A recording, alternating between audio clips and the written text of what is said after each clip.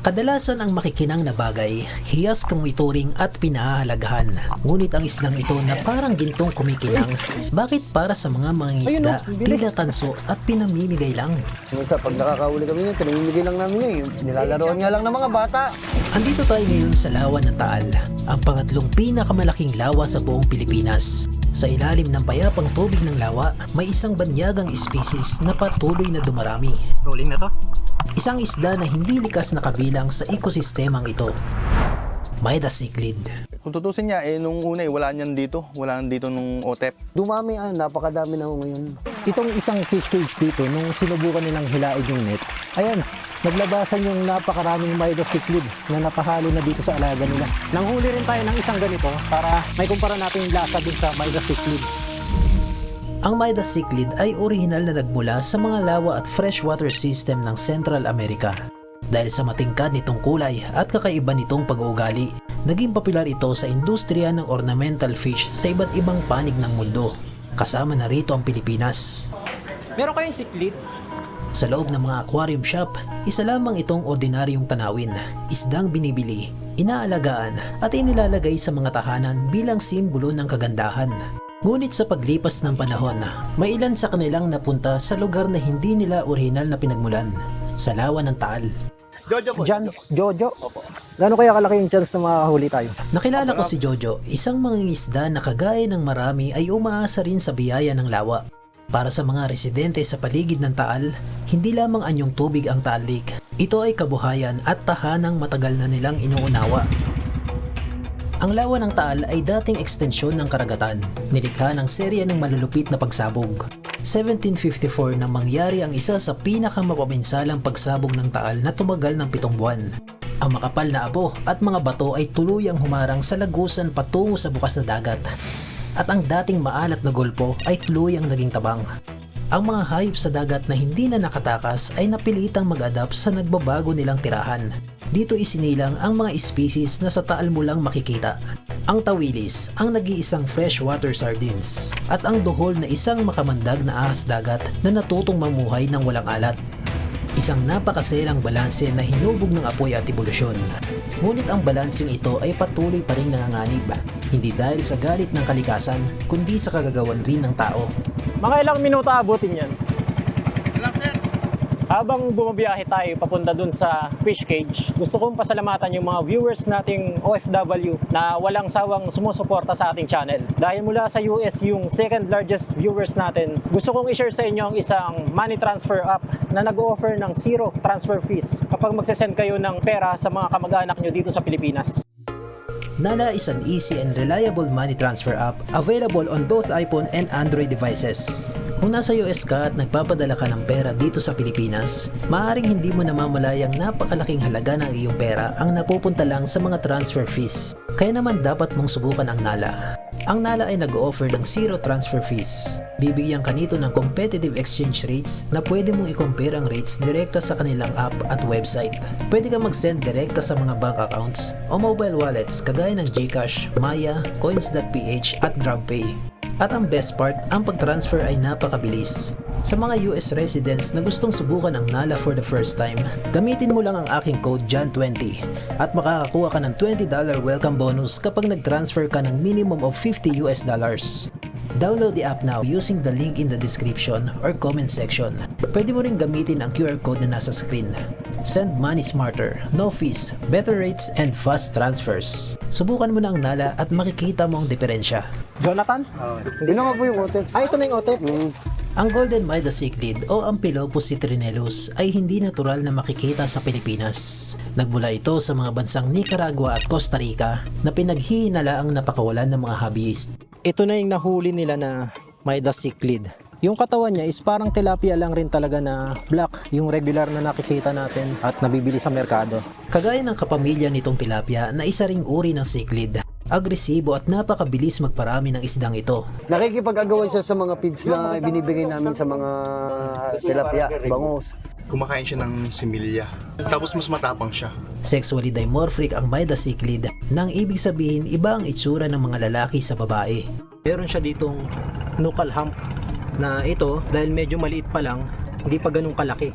Pero habang nagiging adult, lumalaki ng lumalaki yung nuchal hump nila. Lalo po sir, kung makakakita kayo nun na yung mga may edad na gano'n na, talagang napakalaki na ng bukol. Sa ngayon, hindi na lamang sa lawa ng Taal nagawang mamuhay ng Midas cichlid. Kalat na rin ito sa mga lawa ng San Pablo, Laguna, kagaya ng Sampaloc Lake, Pandin Lake at Bunot Lake. Kung tutusin niya, nung una wala niyan dito. Wala nandito nung OTEP. Siguro may nag-alpas niyan dito. May mga nagdala na taga-ibang lugar. Try na nilang alpasan dito. Ayon sa tala ng National Fisheries Research and Development Institute, 2011 nang unang namataan ng Midas cichlid sa lawa ng Taal. Sa panahon na iyon ay umabot pa lamang sa 0.44 metric tons ang taunang huli ng Midas cichlid. Gayunpaman, paglipas lamang ng 3 taon, 2014 ay umabot na sa 116 metric tons ang naitalang nahuli sa lawa ng Taal. At patuloy na lumaki ang bilang sa pagdaan ng mga taon. Dumami napakadami na ho ngayon. Noong 2022, naitala ang pinakamataas na bilang ng huli na umabot sa 480 metric tons sa loob lamang ng isang taon. Sa obserbasyon mo ba, lalong dumadami pa rin? Oh, Sa parehong taon ay nalampasan na ng Midas cichlid ang kabuang huli ng mga native na isda sa lawa. Nagpapakita kung gaano kabilis itong dumami at bilis rin itong makapag-adapt sa bago nitong tirahan. Itong isang fish cage dito, nung sinubukan nilang hilain yung net, ayan, naglabasan yung napakaraming Midas cichlid na napahalo na dito sa alaga nila. Subukan nating manghuli.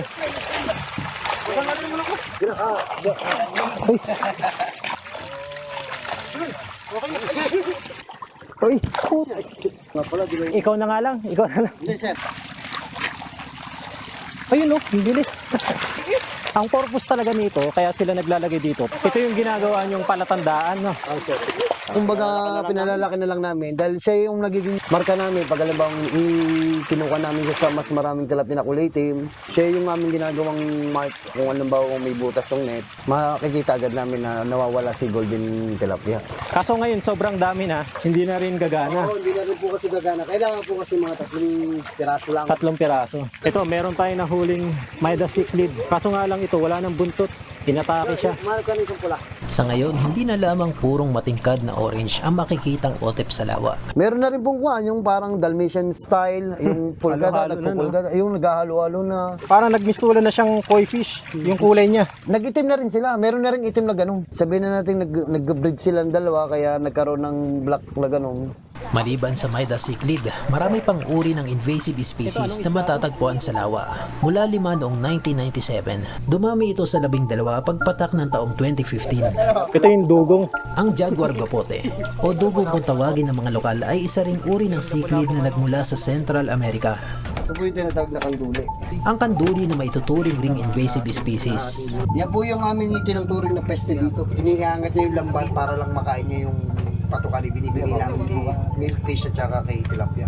At maging ang popular na tilapia ay isa ring introduced species sa lawa ng Taal at hindi ito native sa Pilipinas. Yan! Mas maganda rin. Pisilin yung maigi ha. Okay.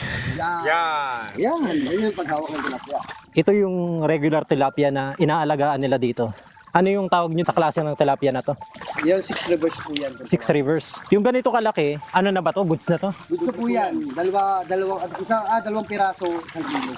Yung sukat nito, mga ilang square meter 10 yan? by 10 po to. 10 by 10. Mga ilan ng tilapia ang laman yan?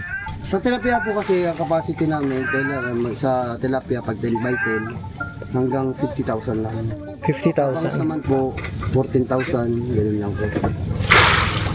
Nanghuli rin tayo ng isang ganito para may kumpara natin yung lasa dun sa Midas cichlid. halos parehas lang naman sila ng lasa.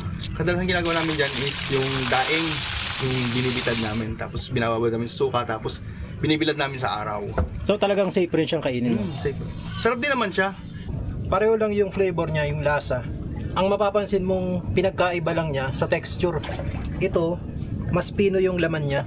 Pero pagdating sa lasa, same na same lang sa tilapia. Ito parang ano eh, lasa ko sa kanya may maya eh. Meron rin ba siyang similarity dito sa regular na tilapia? Pareho yung lasa. para sa mga mangingisda dito sa lawa. Hindi naman siya perwisyo. Hindi naman po. Dito sir, sa totoo lang, minsan pag nakakahuli kami niyan, pinamimigay lang namin yan. Nilalaroan nga lang ng mga bata. Hulihin ng mga bata. Lalaroin lang. Minsan 20 pesos lang ang kilo, gano'n, 20 or 30. Sa tala ng National Fisheries Research and Development Institute at BIFA Region 4A, kabilang na ngayon ang Midas cichlid sa top species ng isdang nauhuli sa lawa ng Taal. Gayunpaman na pag-alaman kong tila dayuhan pa rin ito sa panlasa nating mga Pilipino. Wala, hindi nyo binibenta. Dalang otot ngayon, hindi na kinakakain lahat sa malikuto. Tinatatag, kinakakain sa malikuto, malaga. Mababa lang yung value niya dito. Mula sa napakalayong tubig ng Central America, napunta sa mga lawa ng Pilipinas. Maaaring hindi nga sa Taal ang orihinal nitong pinagmulan. Ngunit isa lang ang sigurado, hindi rin sa aquarium ang dapat nitong kinalalagyan. Mas gusto mo itong Midas cichlid? Ay, naubos mo na. Ito'y isang permanente ng pagbabago sa ating kapaligiran na marahil kagaya rin ng OTEP, kailangan na rin nating mag-adapt.